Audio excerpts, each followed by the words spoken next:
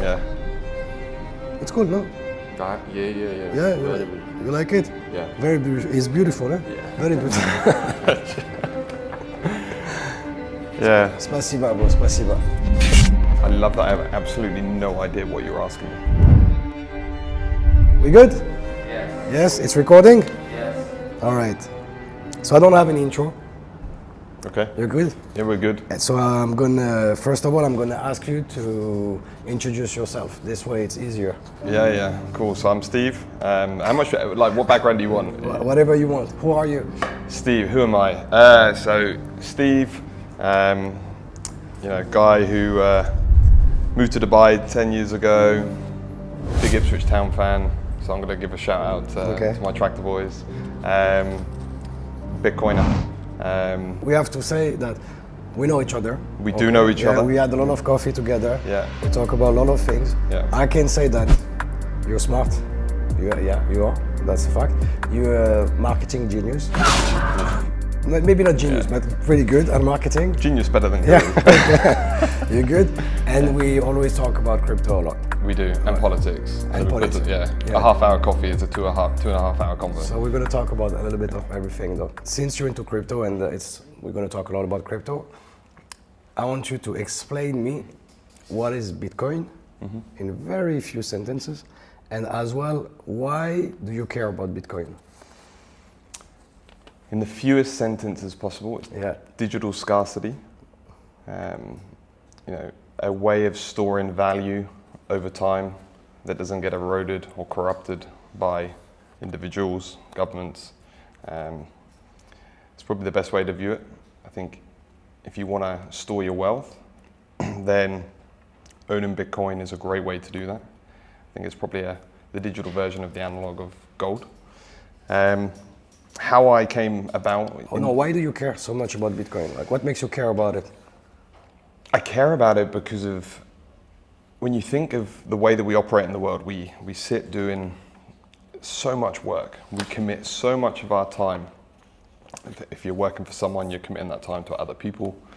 If you're growing a business, you're committing your time. You're stepping away from maybe your family, your friends. And you put all your time and effort into these things, and in return, we accumulate money. Money being whatever the currency is, dirhams, dollars, pounds, euros, yen. And over time, what's become more and more apparent is that people feel that pinch, they feel that pain of like living. What's that cost of living? Why is the house getting further away? Why is my groceries going up in price?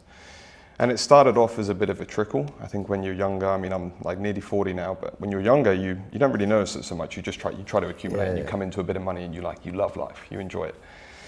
And then over time, when you try to start like improving your life and you realize it's getting harder and harder and harder, you start to wonder why. You point fingers, you question whether you're doing the right thing, whether you need to advance your career. Some people take second jobs.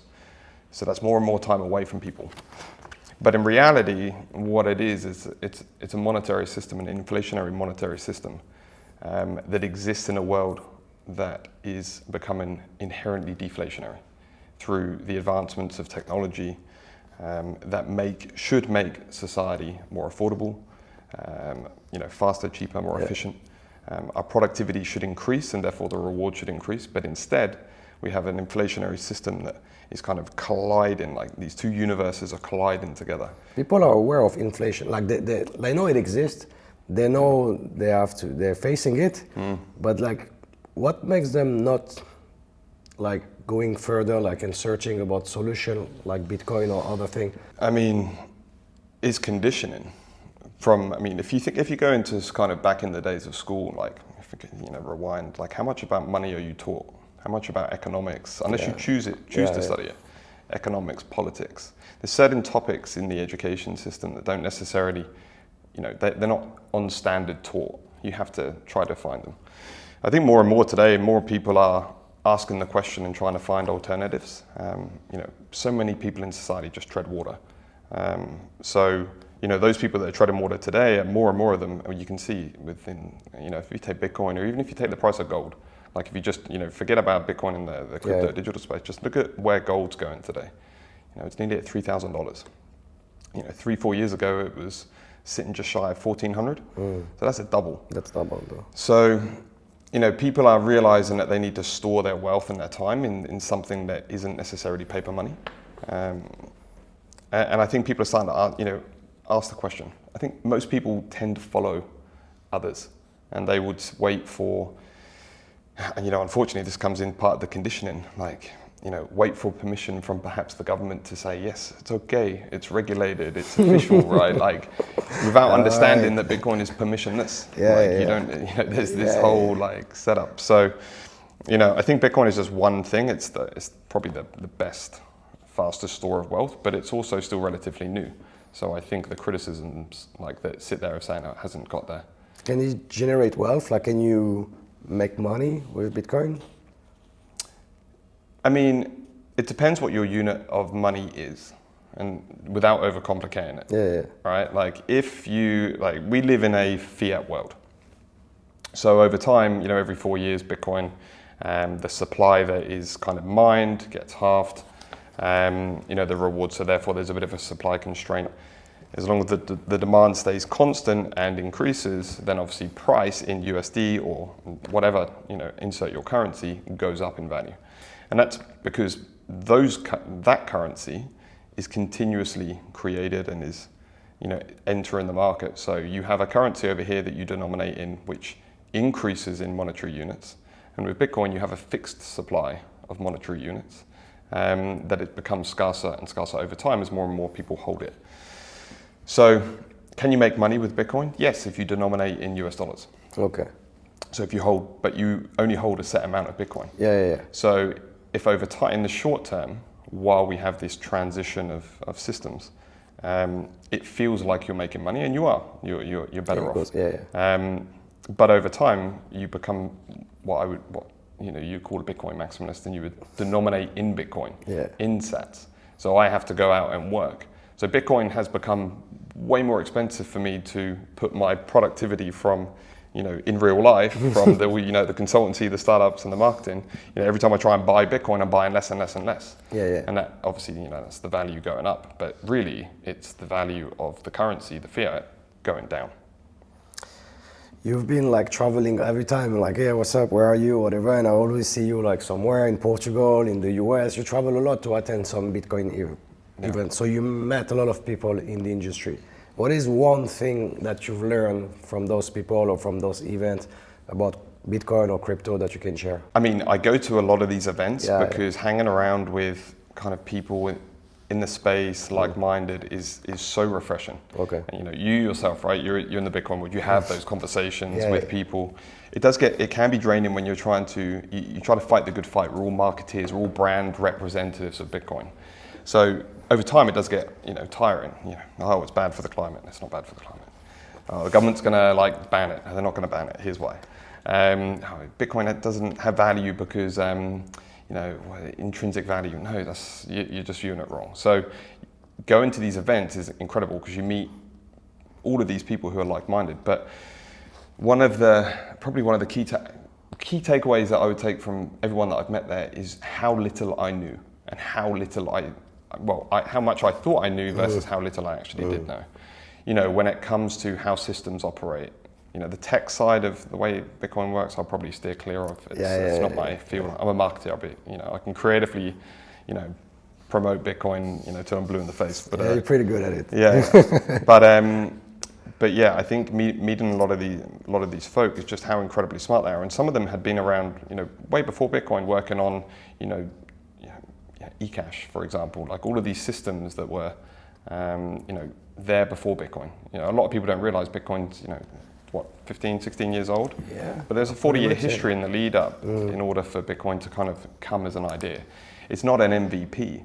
It's the outcome of many MVPs before it. So, you know, meeting these people, understanding where they've come from in life, being very humbled by them. You know, many of these folk come from super humble beginnings and have just opted out of a system that they felt wasn't necessarily giving them or their family the best route in life. You saw Trump. It's like, you were there in Nashville because you go to many events. Hello, Bitcoiners. Thank you very much. Hello. It's good to be with you. It's good to be with you. I wasn't in Nashville. You weren't there? No, I wasn't in Nashville. Okay. I couldn't go to Nashville. Okay. Were you planning to go? it was on my mind, but a friend's wedding came up, and then some personal stuff like threw me out. So, what's your take on Trump and like his whole crypto and Bitcoin approach? Yeah, great question. So, I mean, the background on Trump, if I fast forward, no, if I rewind, his first term, I was almost a bit susceptible to a lot of the, I guess, the media spin about Trump. Don't get me wrong, as a person, I don't know him personally. A lot of people who know him personally say that he's actually like not a bad guy. But you know, from the outside looking in those first 4 years, I found it very grating. I was still a bit plugged into the matrix to an extent, and hearing a lot of the stuff. Now, I think over time, my opinion started to shift, not necessarily on Trump the person, but when you start judging politicians on what their policies are going to be, that's really what the conversation should focus around. We have many issues over in the UK where we just focus on the politicians, not necessarily on the policies and the actions. We don't judge them on their performance of following through on what they promise. We just judge them on what they say, or if they have a party after hours, or whatever we do over there. With Trump, as a character, he's grating. He can be. But when you listen to him in long form, sometimes you listen to what he's saying and what he wants to do, you can actually take some value from it, and you can agree or disagree. And as a Bitcoiner like you all, and you know, someone who grew up in the UK, stand by free speech. Free speech is, you know, being able to allow someone to say something you totally disagree with, but accepting that they're entitled to that view, and you would defend that. Trump's one of those characters, and when you read his book, like I think it's called The Art of the Deal. You did? It is, right? Yeah. So he talks about these three things of like, you know, you fight, or you really like push ahead. You win at all costs, and effectively you say, I won when you didn't. But I don't know. I'm not going to get into that side. And when you start listening to a few parts of that, and then you look at the people that he's surrounded himself with this term, I think there's a lot of optimism that can come from potentially what they do. And we now have an amazing 2-year period where, after the 2 years, the American people will judge the Republican administration, which I don't think will be heavily as focused on Trump, but it will be about the Republican Party under his leadership, on their actions, on their policy, what he said and what he said he would do and what he actually did. So he has now a good crypto approach, is like creating That's questionable. Yeah.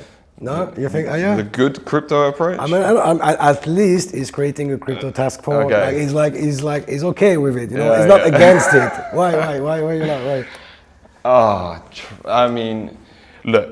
I mean, I watched him at Nashville when he was, you know, talking about what he was going to do for the industry, and I know, you know, there's a lot of Bitcoin folk who are much closer to the administration than I ever will be, and. You know, I think there's a lot of promises there that he's kind of said and he's committed to. Speaking around the Bitcoin space and the Bitcoin community, when you blend the two, Bitcoin and crypto, it's like let's separate. We definitely need to separate those two things. I think part of what he's spoken about with Bitcoin and, you know, what he would do for this, you know, whether it's a strategic Bitcoin reserve, which by the way can be bought and sold, because we see that with strategic oil reserves. So just for the Bitcoiners out there who believe it's just number go up, that's not necessarily always true. But, you know, storing, you know, some wealth in the, you know, in Bitcoin, that's probably a good thing. His movement within the crypto space is highly questionable. You know, has he opened the floodgates to, you know, a significant amount of pump and dumps with the Trump meme coin, the Melania meme coin? No, wasn't like just a joke, like right before, like, you know what I mean? There's a signal right before he comes into the office. I mean, and it's just like, you know, he's messing around with the industry and it's like, you know. Yeah, perhaps, but that's okay once he'd got his task force in place and got the regulations in place, right? I would say that's absolutely fine. You've stepped in, but you've stepped in and you've done it in, you know, arguably an unregulated market, and you've kind of yielded your power there. We saw the Trump coin, you know, run up to whatever. Did you buy it? I did not buy it. No. Okay. I woke up though because my notifications went crazy, and I'm like, I'm not playing this game. Yeah, you know, the number ran up and you know the number crashes down. There's real people who put their money into that. I'll find you. They believe and they buy into like Trump's mantra. That for me was just a little bit of a stain on the commitments, because, you know, here's in one breath you're supporting and advocating for Bitcoin as a way of preserving wealth and, you know, obviously make America great again. But on the other hand, you're running up a meme coin in a market that hasn't fully been regulated. It's been overburdened by regulators in many markets. You had an interesting, that's why like you tweeted yesterday or the day before, like you had a tweet about meme coin. No, I'm so sick of meme coins. Yeah, why? What's going on? Why? So, not that I'm not into it either, like it's not the thing, but why you weren't so hard on meme coin? I mean, in part, it's probably the most intrinsic use case that the crypto industry has really created since its like inception. And again, go back to what I said before. I separate Bitcoin and crypto. Okay. The crypto industry is like what has been created that is widely used as a product use case today. Well, meme coins probably act as that primary use case for speculating and gambling. Can you explain like quickly what is a meme coin? A meme coin, probably to understand it in the most basic sense, it's almost like a token that represents a community that believe or have an ideology around something. So, let me give an example of like my football club. If Ipswich Town created a meme coin, it was like a supporters meme coin and it had a bit of utility, it gave me like some, some kickback from the club. I'd buy the meme coin, I'd proudly like own it because I'm a big fan of Ipswich Town, right? So it's an ownership, like a stake of, but you don't own anything within the club. It's just like a supporters token. Meme coins today very much have become anything that trends or gets any kind of social interaction within across the world. So anything that happens in social media, with I think it's pump.fun. Pump.fun, yeah. Right, you can create a meme coin in 20 minutes. Oh my God, I think that was worse for the industry than FTX. Yeah. You pump.fun, create a meme coin. You lock up however many like tokens there are in supply, and you release it onto the market. Every so often, the algorithm will pick up one of those meme coins, pick it up into the market. A few KOLs like pick it up, they start pumping it.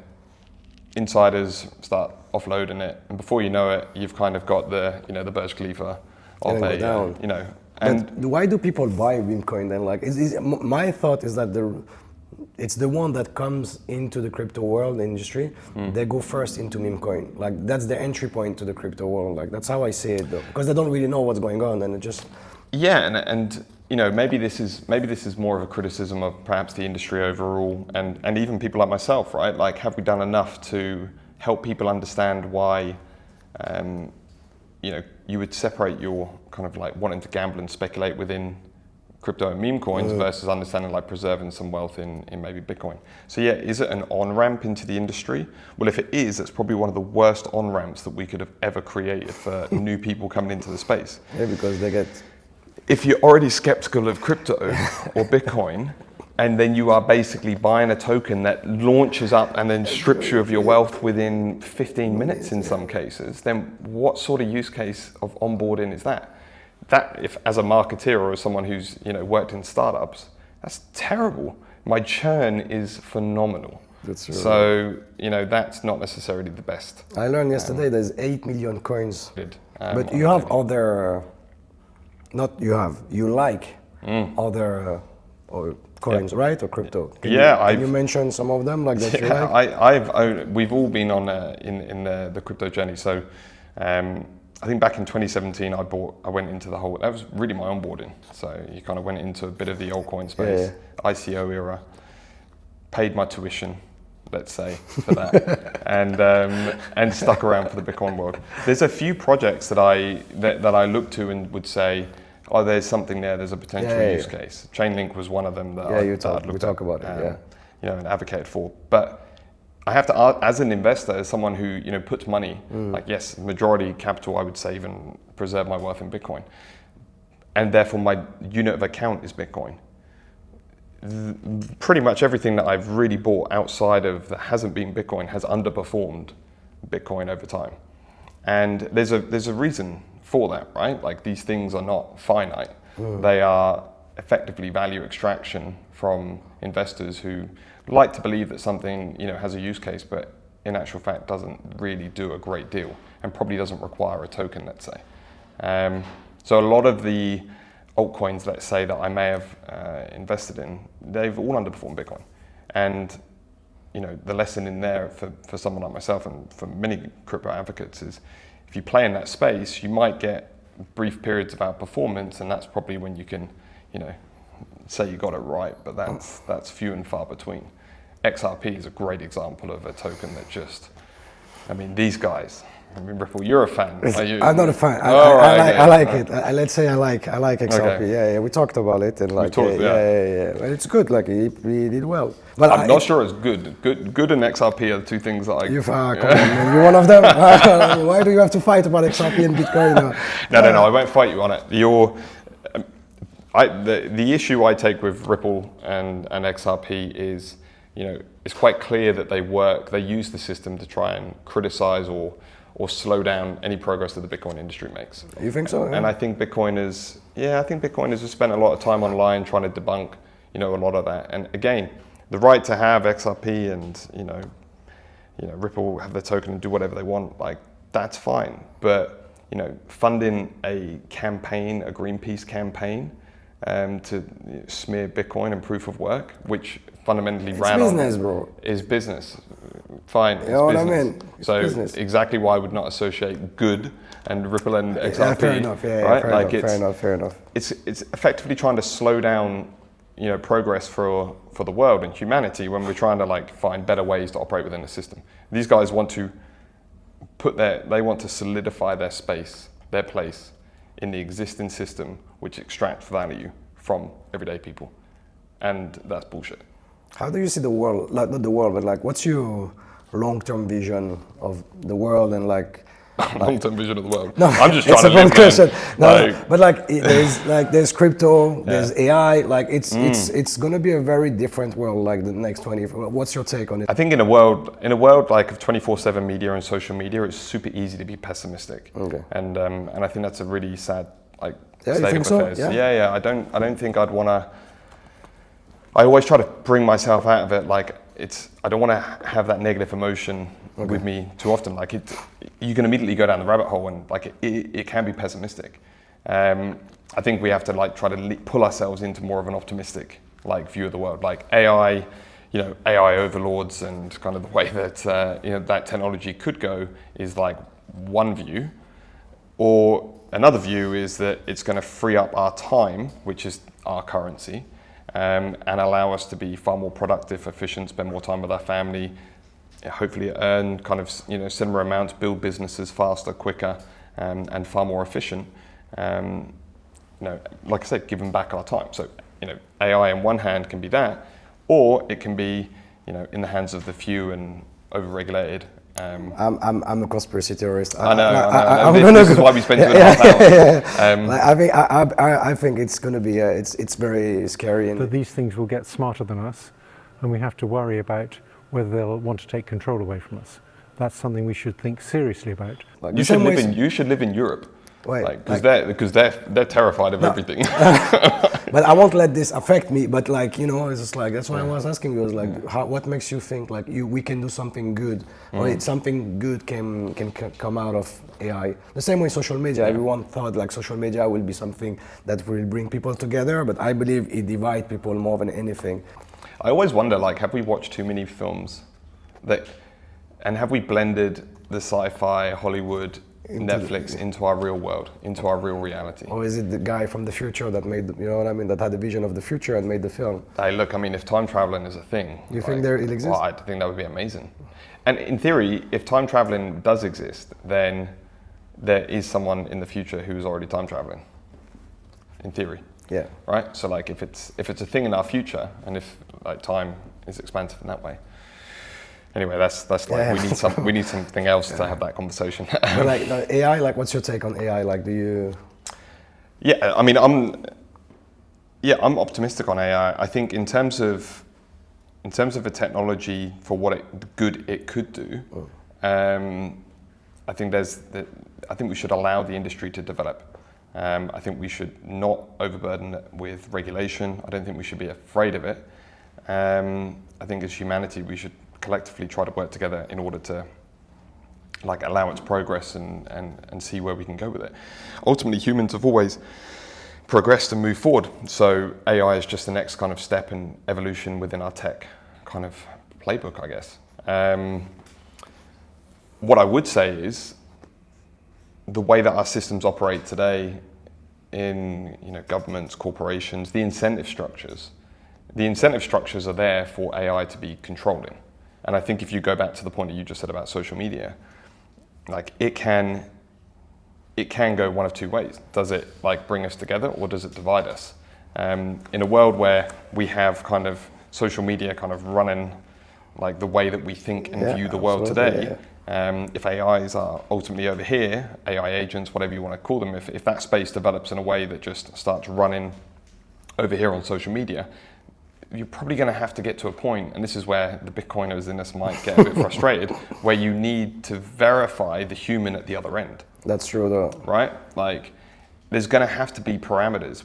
There's going to have to be some form of ground seeded to know what's real and what's not. Exactly. Yeah. Like, I think there is a risk in a world where you can fight for this idea of like privacy and, I'm free, I can do what I want. Like, as a human, I don't have to provide you, I can be anonymous, I can, I get all that. Then we have to ask the critical question, okay, well, if we are all anonymous and there is no kind of proof of human, and AIs sit here and operate in our kind of social sphere, then what influence could they have in our perspective? Because they're going to be 1,000 times smarter than what our brain can process. That's the whole principle of it. So is that a good thing? And if it's not a good thing, then what are the parameters and like checks that we might have to put in place? Those are going to be conversations that need to be had. And those conversations are going to be better had in countries that operate in a kind of democratic field where there can be honest debate and conversations and proof put forward, versus single corporations or entities or totalitarian governments basically making the decision and kind of going for it in that way. Flip side of that is in the democratic process, like what's truly democratic, and is there like are those opinions going to be better, or is that just going to slow down? Are you just going to slow progress down here while these guys just accelerate forward? Like that's another conversation as well. On a personal level, what's your long-term plan? My long-term plan, my long-term view. Are you going to escape this world? Are you like what are you blending in? Like what's you going to do?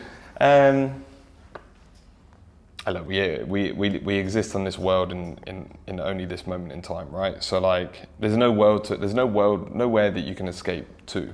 Like you can unplug. I could switch off my social media, or I could disconnect from the internet. Not as much as I should do. Okay. I've spoken a big game about like detoxing, but it's super hard. Yeah, you did. Yeah, you did a detox weekend. Didn't even do a weekend. Like lasted like a day. Oh yeah. Like it's so and.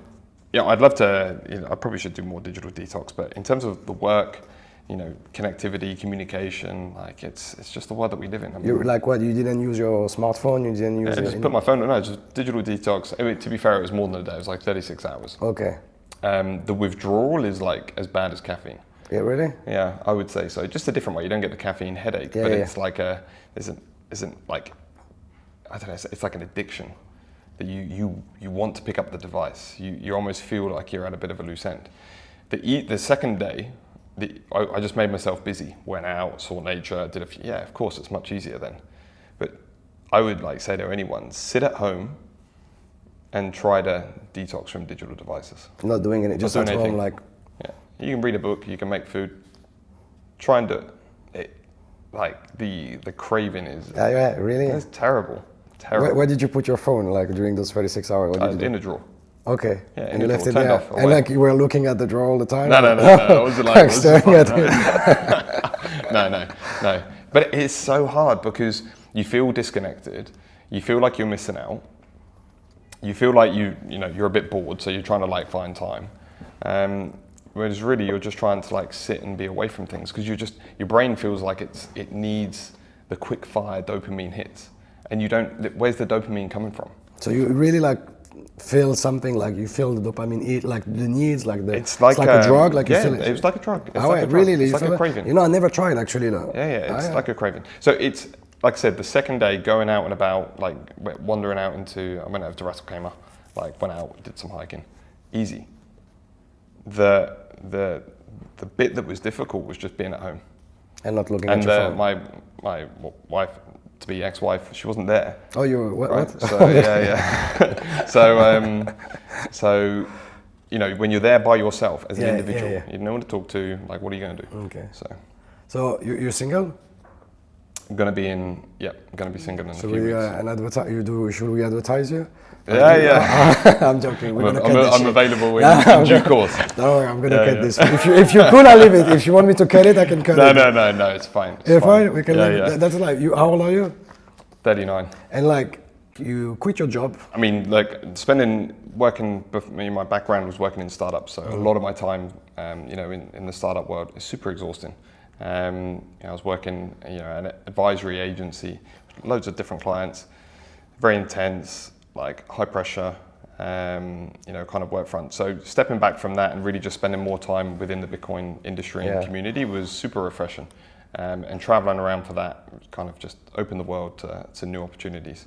You know, my day, a lot of training. You know, if you haven't got your health, then there's no point having any wealth. Like, it's just like a key mantra that I live by. So, you know, a lot of my fitness side of things.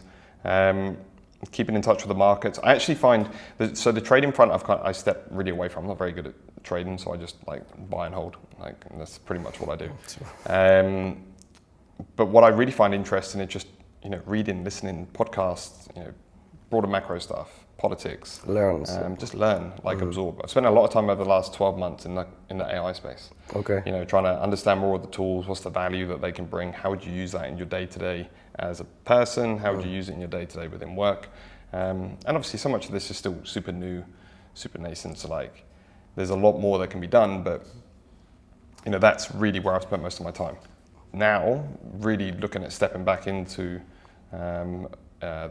pretty much a gig, working world.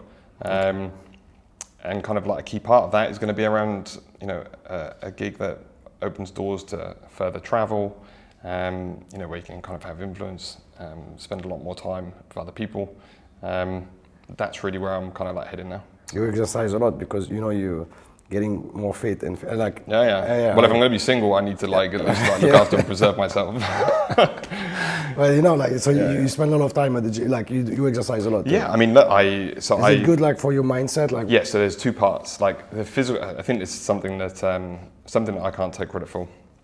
Two parts of exercise: physical exercise, which I do a lot of, so gym stuff, like play sports, racket sports. That's kind of like the hobbyist in me.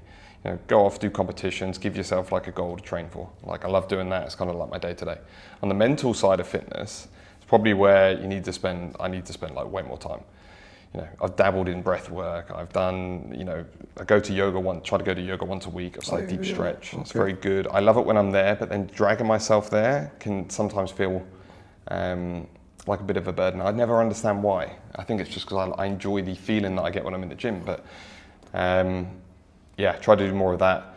And then just try to be a little bit more present, like in certain things. And I think what's recently happened in my personal life has like made me realize that I have to spend like way more time being comfortable in my own company without anything. Because a lot of things have changed in your life this year. Yeah. Whatever, crypto, personal, like, so are you doing okay? Yeah. Well, I'm better than I was. Okay. I have to, yeah. Okay. Like, yeah, a lot of times people can ask the question, you know, when you're out on a social and people say, are you okay? And most of the time you just be like, yeah, I'm cool, like, how are you? Deflect it. I know. Yeah, no. You had to pretend, right? Yeah. The end of last year was really crap. Did you feel lonely? I felt lonely for a long time before that. Okay. That was part of the problem. Yeah, okay. Well, like, even in your problem, like, through the process, like, do you think people care? Or like... Yeah, I think through that adversity, you really find kind of where that true care and like friends are. That's what I would say. Like the people that knew me well, there's a core group of friends, you know, obviously my family, but a core group of friends who really stepped into the world of like showing that they were just there for me. Like there's nothing in return. It's just no expectation, checking in, no expectations. And I think when you go through that like when you're younger, you go through challenges and you don't necessarily think of those things. Nearing 40, I guess you have a little bit more wisdom. Not as much wisdom as a 50 or 60-year-old, but you have a bit more wisdom. Yeah. And and I think, you know, when you reflect on all of that, you know, when you're in those difficult situations, like who's around you, who's given their time just to help you. I think that's when you really like see value, and you're like, okay, this is like a ride or die person for my life. Is it changing your way of interacting with people, or even like now you're like focusing more on you and like, you know, and knowing that, you know, there's not that many people around you actually when you fall? Well, I mean, we know more people as we get older, but the people that we allow in and the people that we keep closest to us gets fewer, right? Like, you have your core group of community, and then you have kind of the people on the kind of this outside. So, you know, we live. You know, do we dox where we are? Do people know where we are? No. No, they don't. All right, okay. So in this room, so wherever we live, right? Like it's, you know, you get to meet so many different like faces, but within your world itself, you know, you only have a select few. Yeah, that's true. And you know, if you're lucky. If you're lucky, yeah. If you're lucky. I don't live where, you know, I grew up and where my family is. So that's hard as well because, you know, I have long distance, but then technology's been incredible for that. You know, I have Zoom calls or, you know, WhatsApp calls or Google Meet calls, whatever it is. I'll just name all of them just so no one gets upset. But like all of those, you know, you have those interactions on a weekly and it's like you're in the room with people, but you're not. So, you know, you have to travel a bit to really get that human interaction. You say time, like earlier you said time is currency. Yeah. Time is a currency. Our currency. Like how valuable your time is now compared to before? Like, do you realize like, yeah? I mean, what would you say to your 20-year-old self when you're talking about time, when you're just like blasting it away? Nah, wasted. You're wasting it. Yeah, right? you waste time so much though. Yeah, like you don't necessarily, and time moves faster as you get older or as you get busy. So you do more things that you enjoy, suddenly the day goes quicker, right? So like it feels like your time goes faster. But yeah, like time is as equally valuable as it was then as what it is today and what it will be tomorrow. Time tomorrow isn't guaranteed, so time today is the only thing that you should really be focused on. I say that as if I'm some kind of expert in that. I'm absolutely not. I'm always thinking, like there's a part of my brain that just lives in that future state. And it's hard not to, but I try to be more conscious of it when I'm like thinking of the future and trying to be like, no, just try to be more present now. So like when I'm back home, you know, and I see like my nieces, like, and I'm just sitting, you know, there, you know, it's back in the summer. We're sitting in my niece's bedroom. She's got all her dolls out, right? And she's got 12 dolls. Who needs 12 dolls? Anyway, we're having this like huge party of like, you know, this dinner party. And she's sitting there and she's reeling off the names of them. She's telling Steve, you're the teacher. So you're the teacher. So, all right, so I'm in the room, I'm the teacher. And she's bringing all of these children, the babies, the dolls, to school. One by one, we're introducing, she's saying what's in their lunch, what they've got for their jacket. That's good. If they've got a bit of a cold or whatever, right? So, and in that work, like, that lasted for about 35 minutes, this interaction of the children coming to school. Only for her to then be like, okay, I'll be back, I'm going to do shopping now. Obviously just mimicking her mum. And she comes back in the room and she's like, okay, I'm here to collect. And then we go through another 30 minutes of collection. And in my mind, like, there's a view of me that would be like, oh my God, like, this is crazy. But in that hour just flew by. It was like being so present in that moment. And this child is like, she's 4 years old. And she's just living in a world that is just pure. And I think we could all do with being our 4-year-old self way more often than what we are as adults. Just present. Just totally present in the moment, not allowing any outside thought to come in, being totally focused on one thing and just living that experience there and then.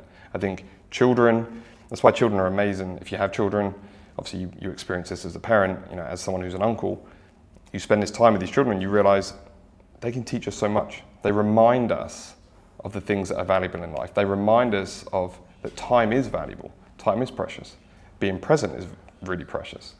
And being distracted by every force of digital and AI and social media and Bitcoin and Trump and all of this other nonsense isn't benefiting our mental health at all. And we should just be a little bit more aware of the value that we can have by just being in this moment right now. And that's why I like talking to you, because, and I said you're smart, because it's always a pleasure, bro. It's always a pleasure. He's single, no kids. I'm not gonna say you have crypto, we're not allowed to talk about anything, but his WhatsApp 05. No, thank you so much, bro. Thanks, I man. appreciate Appreciate it. it. Thank you so much. Cheers. You good? Yeah, Thank good. you, bro. Was that good? Yeah, we're good. Yeah? Yeah. I mean, like, it's too good to. Yeah. I need to cut on this, though. Yeah, It's awesome. perfect, though. Thank you so much.